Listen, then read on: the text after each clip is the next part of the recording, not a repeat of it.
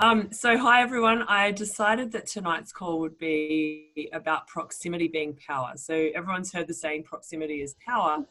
And I think a lot of us tend to think about it in different ways. And so I wanted to come on and actually, my profession is linguistics. And so I wanted to come on and start with a linguistic idea of what this saying means. Why do people talk like this? What are they really talking about? And just to give you some background, I've built $1 million business in about 6.5 months, which is pretty exciting.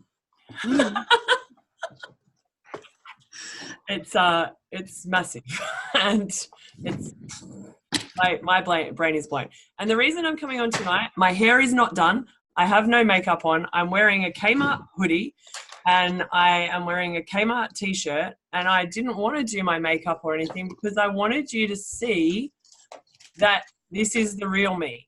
I can dress up and put makeup on and I can be in fancy clothes, and trust me, I love fancy clothes. However, the real me is working in Kmart clothes, sitting at home in my office, chilling and doing what I do. And yet I've managed to get in a room with Gary Vee. I've managed to hang out on a weekend with Grant and Elena Cardone and their children. I've spent the weekend with Tony Robbins and a few fairly famous people from Success Resources. And I've had the opportunity to speak with and speak for a lot of other people. I've spoken with Jeffrey Slater. So any of you who are in the conscious community who understand about spirituality are going to know who Jeffrey Slater is. Most of these people have spoken at some point on stage with people like Tony Robbins and Richard Branson.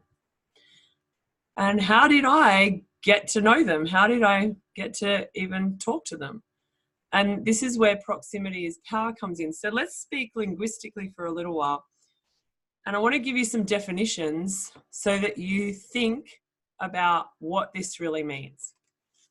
So proximity means nearness in space, time, or relationship. Nearness in space, time, or relationship. And I want you to think about who are the people in your world right now that you have nearness to in space, time, or relationship. And just think about who they are. And if you're writing notes, just jot down who, say, the top 5 people are that you're spending your time with, or that you're in the same space as, or that you have a relationship with. Sorry, the background noise was Simon coughing, Joel. He's looking around for who's not on mute. Then power. And this was interesting because I do a lot of linguistics, but I'd never actually looked up the definition of power. And I found it quite surprising. So power is the ability or the capacity to do something or act in a particular way. That's one definition. So the ability or capacity to do something or act in a particular way, or the capacity or ability to direct or influence the behavior of others or the course of events. So that's pretty cool. Now, most of us, because of the way society's conditioned us, think about power as being dominating. We think about power as being aggressive. We think about power as being quite a masculine sport. And we think about power as being something that's too big for us, or that we won't ever have, or that power is something that you plug your TV into, right? So there's 2 schools of thought on what power is. But power is the capacity to do something or act in a particular way. So if you can do something or act in a particular way, then you have your own version of power. So the more that you want to act in a particular way, and the more you want to do something, anything, then the more power you're going to have. And yet so many of us get stuck in that headspace of, I don't know if I can do it. I don't know if I'm good enough. But here it says the ability or capacity to do something. It's not saying to be powerful, you have to be an influencer. It's not saying to be powerful, you have to know the end goal and exactly how to get there. It doesn't say to be powerful, you have to be the world's best at this. It doesn't say to be powerful that you need to know, if you're selling Juice Plus, that you need to know every single bit of the product data. It doesn't say that to be powerful, if you're an NLP practitioner, that you have to know every single technique off by heart. It doesn't say any of that. It just says the capacity to do something. So who, if you're on, and I can see a video, put your hand up if you've realized that, oh my God, I have power. Yes, every single one of you, because you all can do something. If you can go to the toilet, you have power. Sorry, babe. That's actually pretty cool. Oh, it's just a Juice Plus thing. Hi, Carrie. It's just a Juice Plus thing, but it's a freaking awesome Juice Plus thing. So everybody here has power. And power is not something that is a negative thing. And yet for many years, we've been taught that power is about hurting people, that power is about keeping people down, that power is about abuse, that power is about controlling someone. Power is about controlling ourselves. Power is about the ability to do something. And what about that little tiny word in the middle? So proximity is power. Who knows what is means?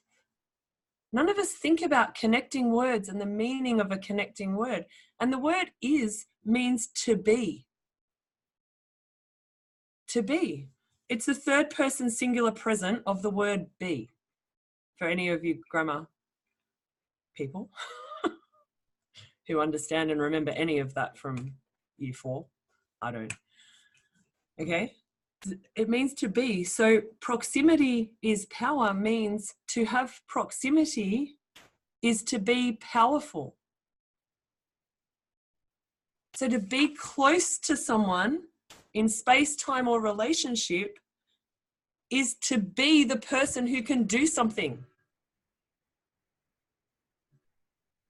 So who are you hanging around? Who are you creating relationship with? And the way you're probably all sitting there thinking, hang on, how does this apply to me? And I'm going to get there. I want you to think about how many people you've connected with on social media today, or how many people you've connected with in terms of people that you spoke to at work, people that you spoke to on the phone, people that you wrote an email to. And I wonder, with any of those connections that you had today, did you create nearness in space, time, or relationship? And I want you to think about when you throw a like or a love heart or something like that on someone's post, and you think you're being nice and you're kind of creating a little bit of connection, but are you really creating nearness? And I'm guilty of this. I'm definitely guilty of this. Sometimes I'm like, wow, there's too many people. Just love heart, love heart. I love them all, but I don't have time to comment on them all. But I want to challenge you that you have to start commenting on stuff, because the way that you create nearness in space, time, or relationship is to actually create a relationship, create the space for them, or to create time when you're spending time near them, either in thought, word, or deed.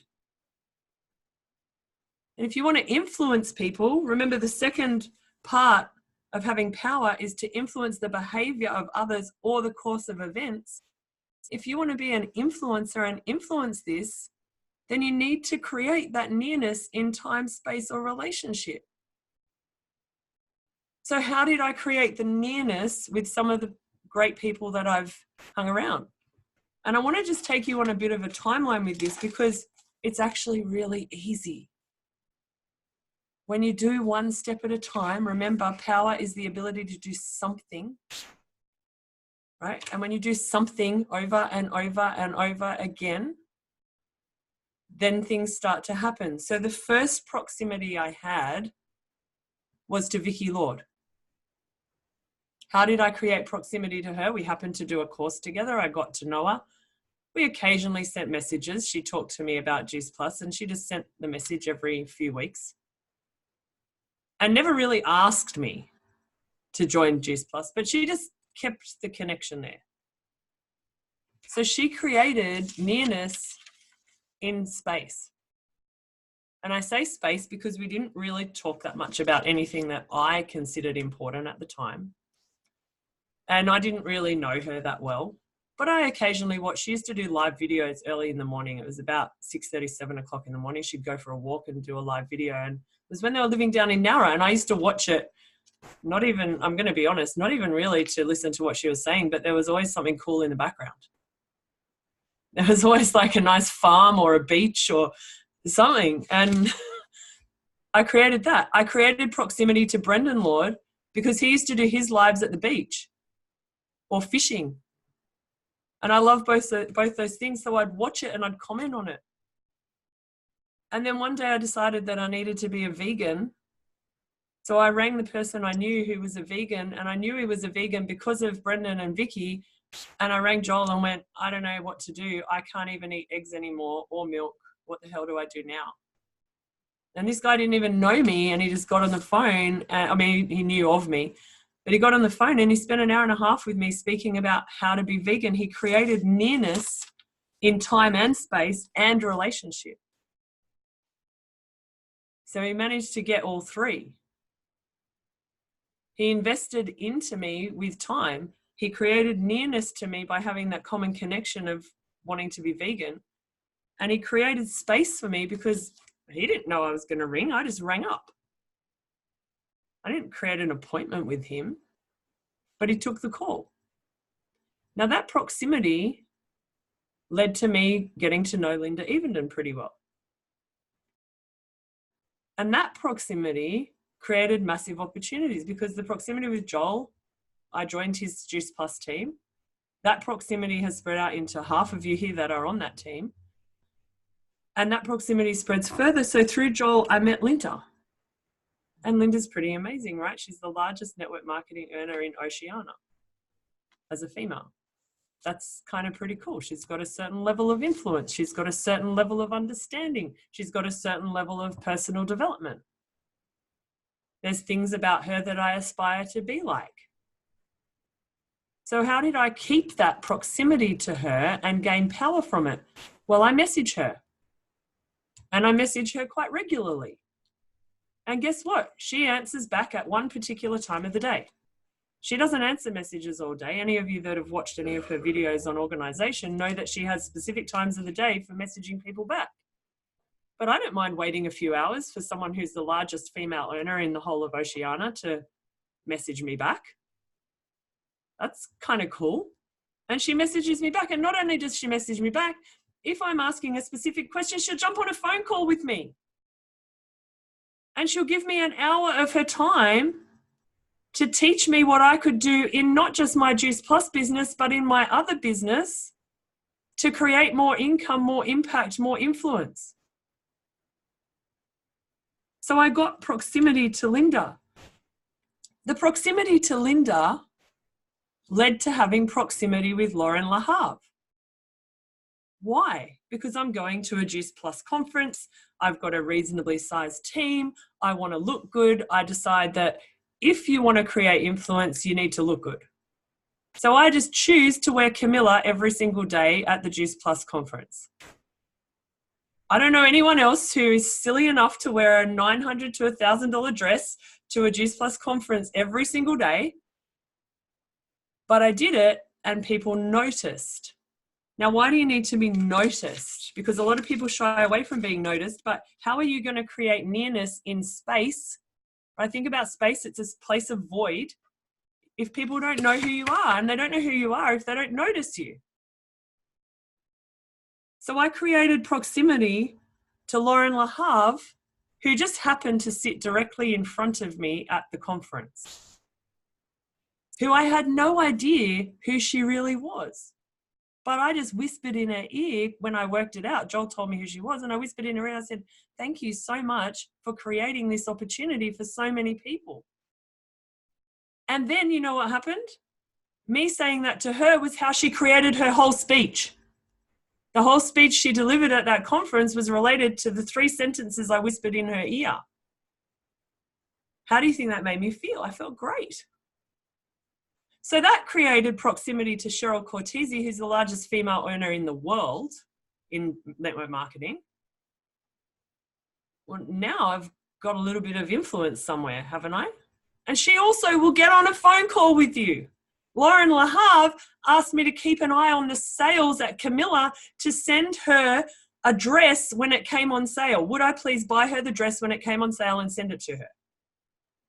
Am I going to say no to that? Do I need to go out of my way? No, I go into that shop all the time. I love that shop. I would be happy to go in that shop and buy her a Camilla and send it to her. And in fact, as it turned out, that style sold out. But I would have actually bought it and sent it to her without asking her to pay for it. Why? Because that creates proximity. And proximity gives me power. It doesn't give her power. It doesn't give us power. It gives me personal power. It allows me to do something. And every little thing you do creates another opportunity to do more. Now, through Joel and Linda and Cheryl and Lauren, I'm involved in Tony Robbins events. I'm involved in Tony Robbins events, and someone else, another girl called Nicole, just says to me one day, hey, you do meditations, don't you? And I said, yes. So next thing, I'm running the meditation group for Success Resources every week. That gives me a little bit more proximity. That gives me a little bit more power. That allows me to network with a whole nother group of people who are all like-minded in terms of personal development. It also lets me know about special deals for any of the stuff that's coming up. It also lets me know about anything interesting that might be happening. So I knew Elena Cardone was coming to Australia before it was announced. Who do you think was the first one to jump on and get their tickets? If you don't know who Elena Cardone is, I suggest you look her up and read her book. It's called How to Build an Empire, and it's amazing. It's 4 hours on Audible. Especially if you're in a relationship, you need to read that book. It's phenomenal. So hanging out with Success Resources then gets me an invite to a Gary Vee event. I got a phone call that said, Gary Vee personally has looked at your social media and would like you in the room. I went, okay, how much is it? $25,000 for a weekend. At which point, I nearly vomited. And I hung up the phone and said, no, I can't do it. And then when I went away and I thought about these definitions, which I didn't even know at the time, but it's interesting what your mind knows without you knowing that you know it, because there's a different part of your mind. Remember, your future self is always looking back at your present self, deciding whether you're making good decisions or not. And time and space is not linear. So the decisions that you make in the future can be manipulated in the now. The decisions you make in the now can be manipulated by the future. Right? So I hung up and said, no, I can't do it. I can't afford it. And then I went, hang on. I do have power. I have the ability to do something. So I rang back and I said, okay, how can I? Instead of saying, no, I can't, how can I? Instead of finding all the reasons why I can't, how can I? And I found a way to do it. And I didn't have $25,000. I had $10,000. And I paid the $10,000 and said, okay, how do I make the rest? And the guy on the end of the phone said, well, I guess you better make the other 15 in the next 3 days or you won't be in the room. And I went, oh God. But it's amazing how pressure makes you work. It's amazing how pressure makes you find the ability to create proximity to people and therefore get power. Imagine if you could create proximity in your Juice Plus business to gain some power in terms of influencing yourself to influence others to buy into your business. It's possible. So I got in front of Gary Vee, and do you think that taught me a few things about social media? Absolutely. Have I implemented everything yet? No, there's a massive period of integration after you spend a weekend with Gary Vee. There were things that he taught me that I didn't even know existed. But one thing he told me about was TikTok. And I don't know if any of you are on this social media platform. I know Michelle and Joel and Megan are, I think Tia is and Penny as well, and Louise is. But if you're not on TikTok, you're missing the whole next generation of people that can become your customers. So I posted a video on TikTok. It got 95, at the moment it's got 98.9K views. So nearly 100,000 people have watched my video. I've never had 100,000 people watch a Facebook video, and I do them nearly every day. So this proximity is bringing me power. 100,000 people know who I am. How? Because I got close to somebody who knew some answers to things. And I wonder how many of you are working in some kind of team environment and you're just not reaching out to the people that are actually available to you. Because the biggest part of this is that people want to help you create proximity. The people who have success actually want to help you. And if the people in your team don't want to, then reach out to Joel and reach out to myself, reach out to Vicky, reach out to Megan. We're all here to help you. We want to help you because we can do something. But the more of you that we influence because we did something, the more of you do something, and the ripple effect, hashtag ripple effect, thanks Megan, actually is what creates global change, whether it's in health and wellness, whether it's in personal development, whether it's in, stopping people saying they've got freaking anxiety. Like, how about we just ban that word? Because if you look up the meaning of it, it's fear of the future. Yet if you talk to people with anxiety, they tell you that they're fearful because of something in the past. So they're calling it the wrong thing. So I sit with Gary Vee, I go out for dinner with Gary Vee, I hang out with Gary Vee, I take silly selfies with Gary Vee, I tickle Gary Vee, he tickles me, I hang out with some of his amazing team who actually in some ways are more phenomenal than he is. His chief heart officer is awesome. What he teaches me is that social media is something that creates even more connection. So Elena Cardone's coming to Australia, so I message her on Instagram. Hey, I'd love to catch up with you when you're here. Now, how many of you would have thought that someone who is a billionaire would write back to some chick in Australia who's 46 years old with 6 kids, with hair that clearly needs washing and makeup that clearly needs doing, skincare that needs to be happening because there's, I don't know if I come closer, but there's a really big red patch there. Why would Elena Cardone say, yeah, sure, I'll catch up with this random stalker from Australia? But she didn't say yes straight away. So I did something. I messaged her again. And then I did something and messaged her again. And I didn't just message, can we catch up, can we catch up, can we catch up? I messaged, hey, I loved your kid's birthday party.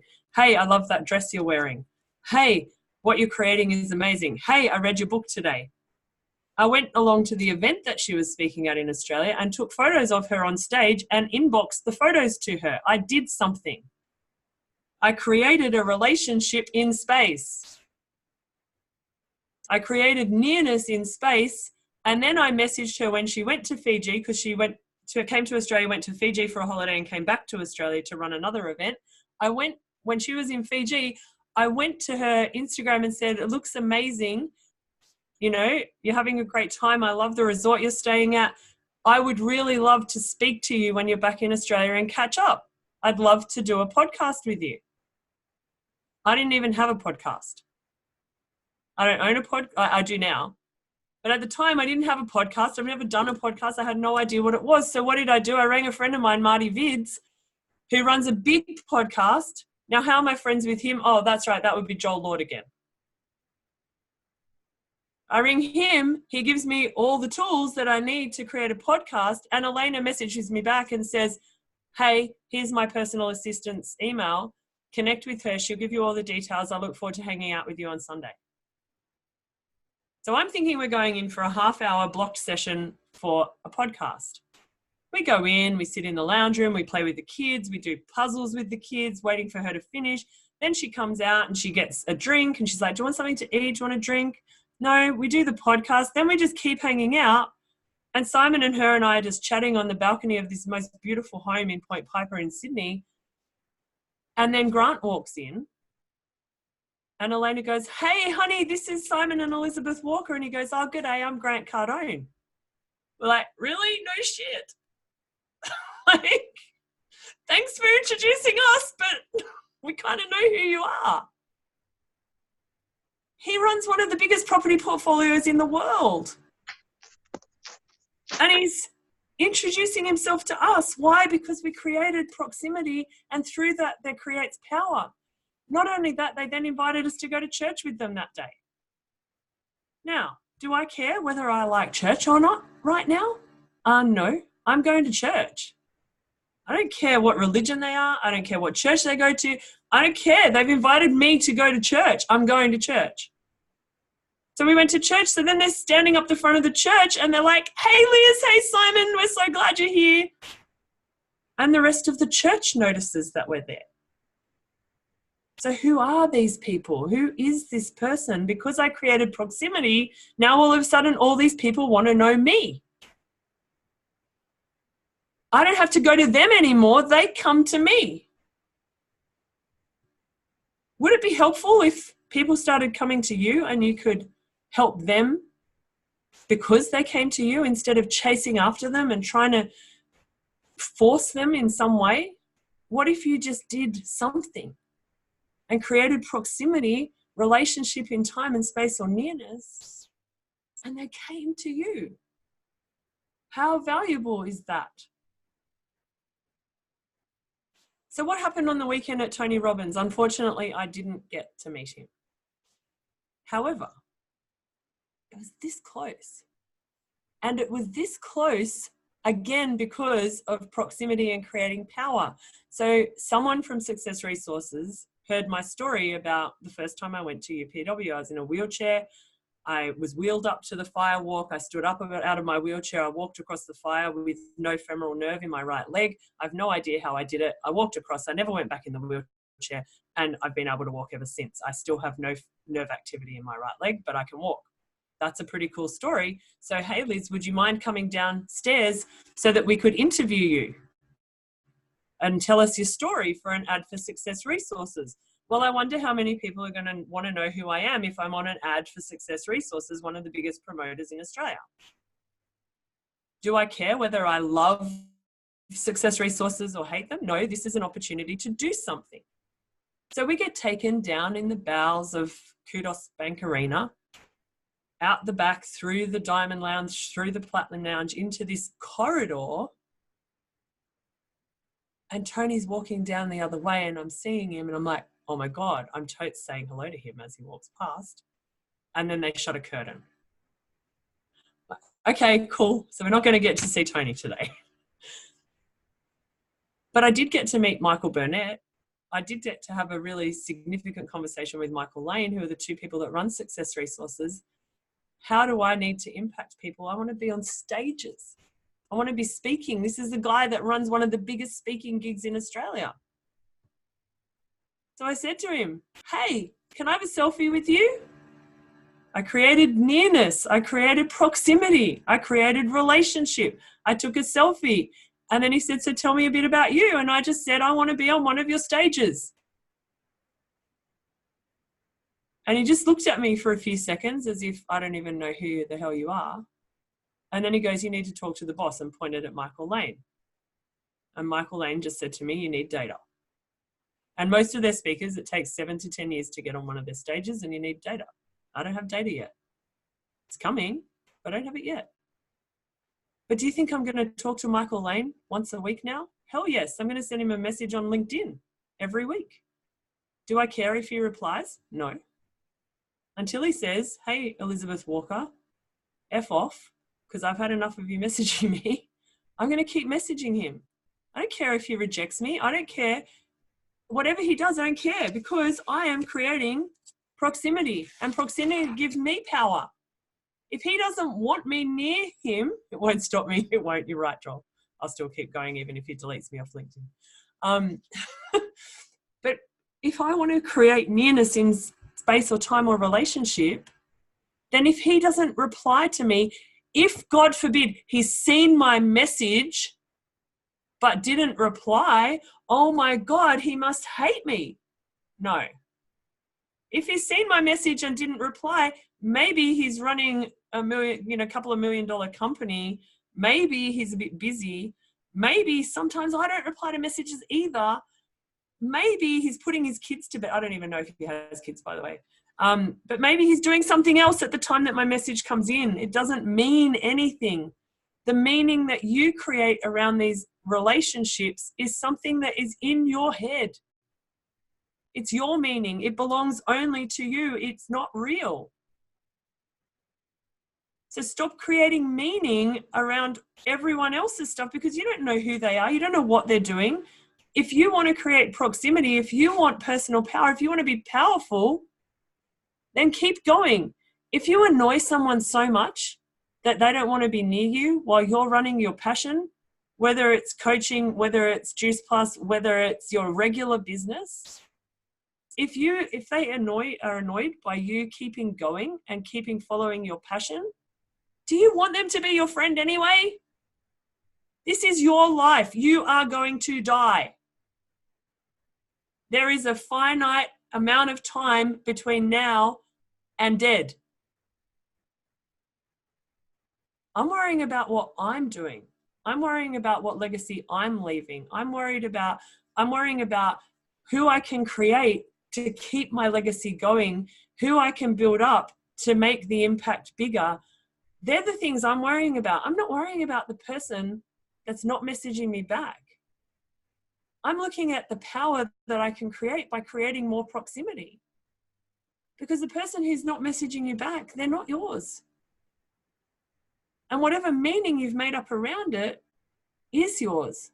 And it belongs only to you. And you need to let it go to succeed.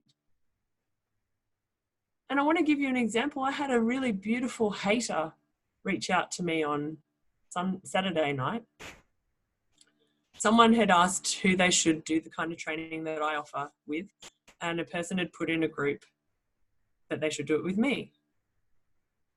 And then this person who didn't like me, that happened to be in that group, reached out to me in Messenger and said, "Hey, I don't like what you're doing. I don't like who you are. Karma's a bitch and it will bite you. Your karmic debt will be huge. You've been mean to so many people. I thought you would have grown up by now. I thought you would have had more growth with all the personal development you've done."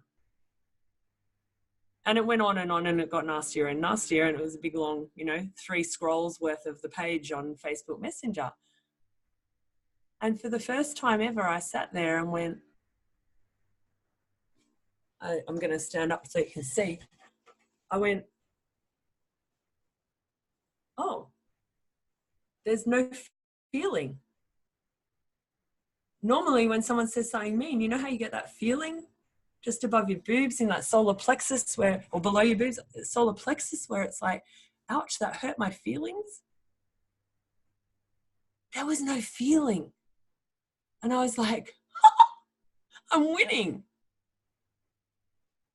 I was like, wow, there's no feeling. And this person, when you say something about someone else, you're really saying it about yourself.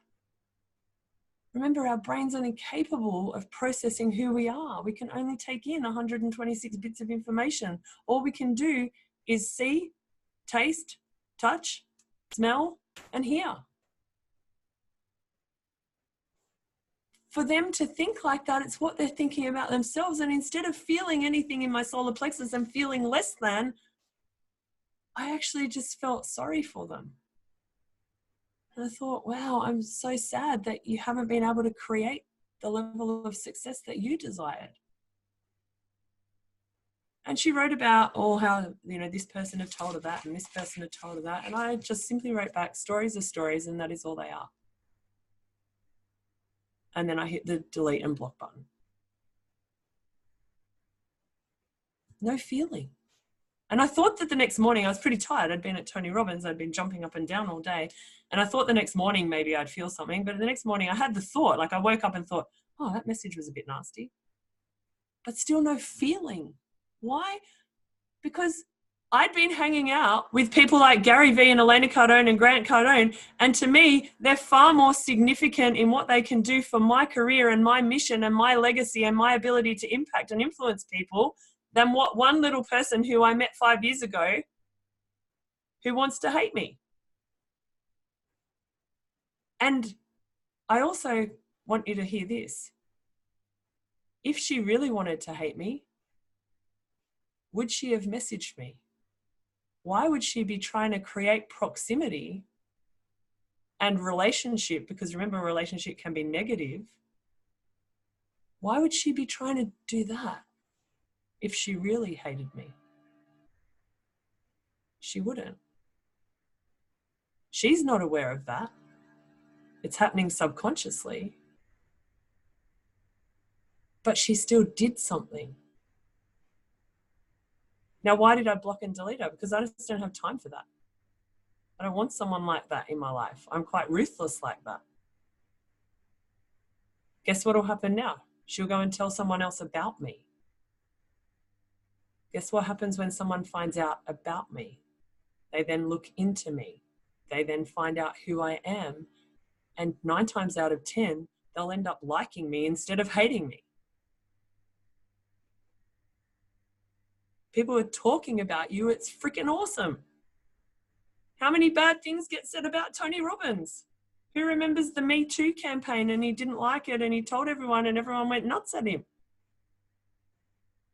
Everyone was talking about Tony Robbins.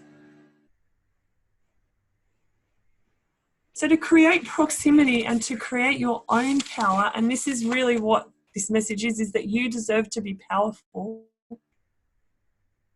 You deserve to be powerful. Now, when I say deserve, you are worthy of having power. Right? You're worthy of having power. It belongs to you. All you need to do is create nearness in space, time, or relationship. So when you're sitting on a Zoom call and you've got your picture turned off, are you creating relationship? Now, if you're sitting in the nude, that's fine. I don't want you to turn your camera on. But so many people are just sitting there hiding. Why are you hiding? Your microphones are off. I get that. It's important. We can't hear a speaker if all our microphones are on. We'll turn them off in a minute. But why are... why... Jeez. Okay, thanks, Joel. Now I've completely lost my train of thought. But why are people hiding? Why are we sitting behind? Why are we being faceless? Why are we being heartless? Why do we click on the love button and the like button and not comment? Why do we watch someone's live and not say something? Because how many of you have lives? You do lives and it gets 300. Thank you, Nikki. I see your clicks. Thank you, beautiful. Why do we sit there and we hit the like button? Because it's quick and it's easy. Or we don't even hit the like button. We just watch it. And so your video ends up with 300 views and 2 comments. And it's human nature to then go, oh, wow, well, 300 people watched it. It must have been shit because no one commented. And so then people stop doing lives because, you know, they feel bad. I hope, I don't know where to go. Like, I'm finished. I only speak here, yeah? And so I never know when it's going to be finished, but I'm finished. I hope that lands with you. That was amazing, Liz. I'm curious for people that are watching this now, what would be the first step?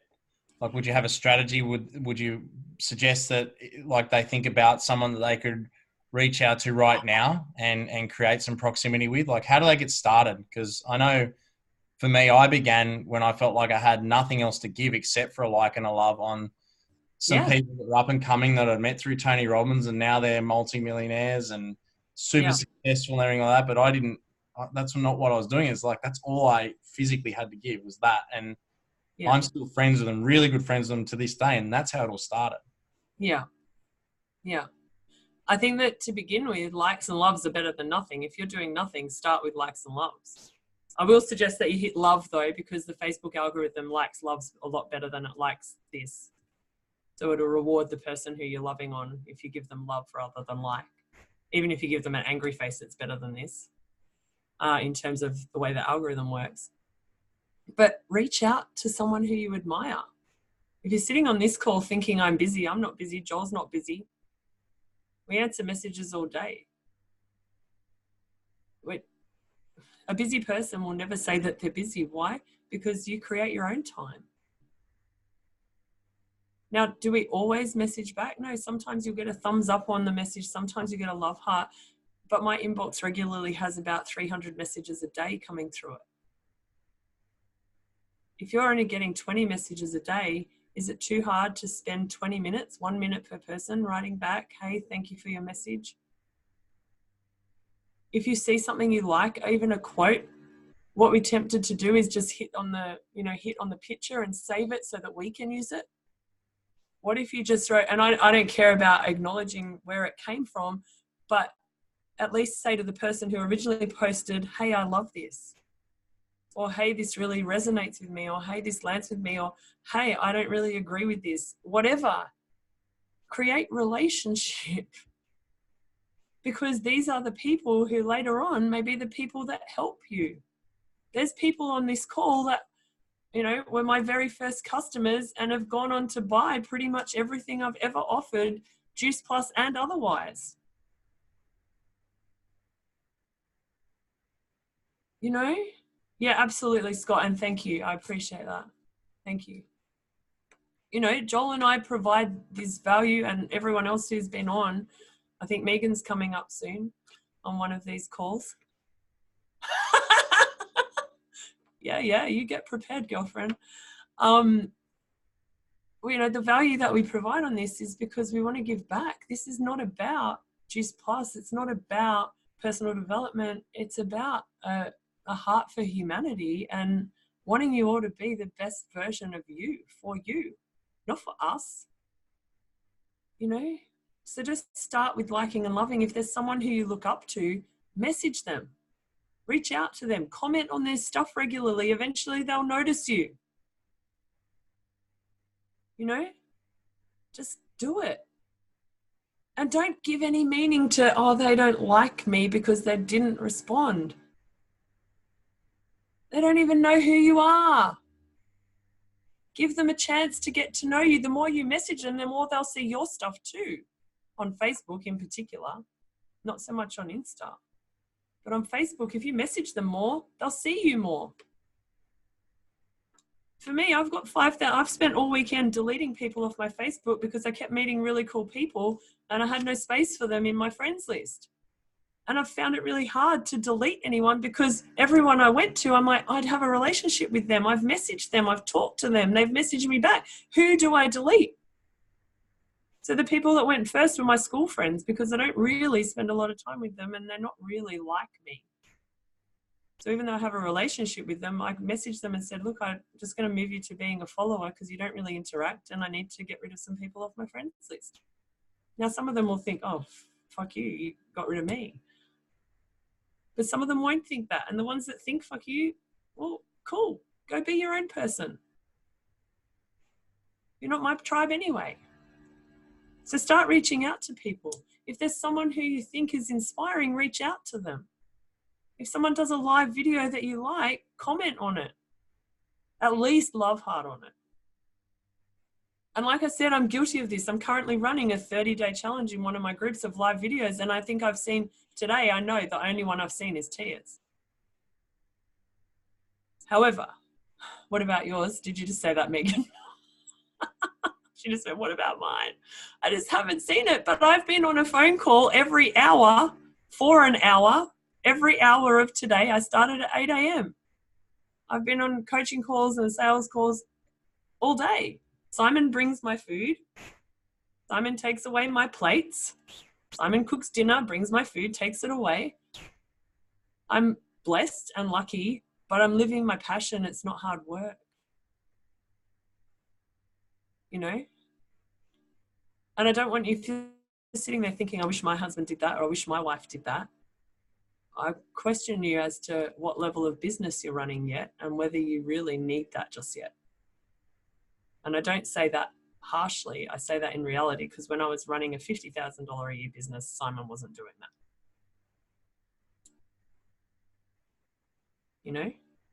My whole business is built organically. We don't pay for advertising. We don't pay a social media manager. We don't pay a virtual assistant. We don't pay anyone except braces and school fees and things like that for our kids. No one gets paid. We do it because we love it. We do it because we want to see impact. So just start doing stuff because you want to see impact. Start doing stuff because your message is important. Start doing stuff because what's inside you is important. Do something.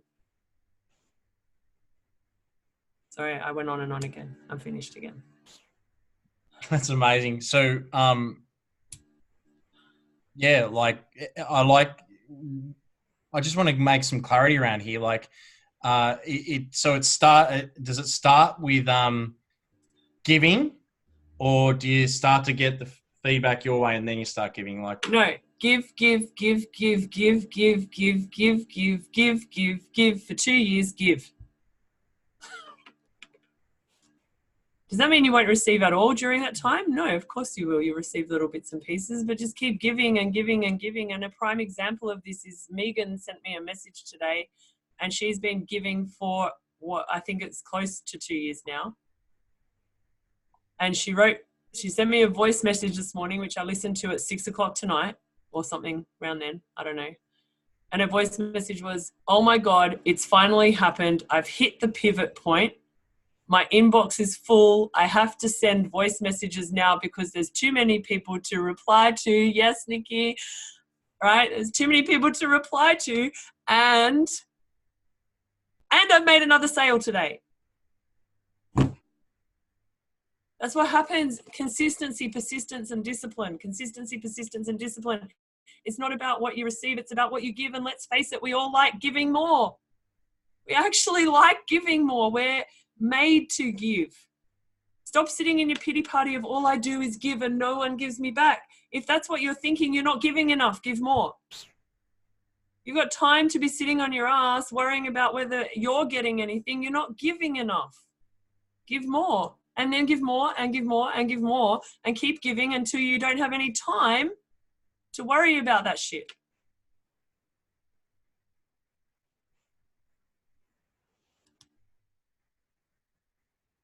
What was the question? No, you answered it. I was literally just like fishing out some clarity. You just like, so you go on that rant. I'm very good at, if you don't know this, I'm very good at getting Liz to go on a rant. So I'm talented at this. It's my special power. Okay. So I'm just going to make up a question to sort of close it out. If you were queen of the world and everyone and you could just make the rules, what would be the rule that you would change? What would be your first rule? What would be your first act as queen of the world? Oh, this is a really good question.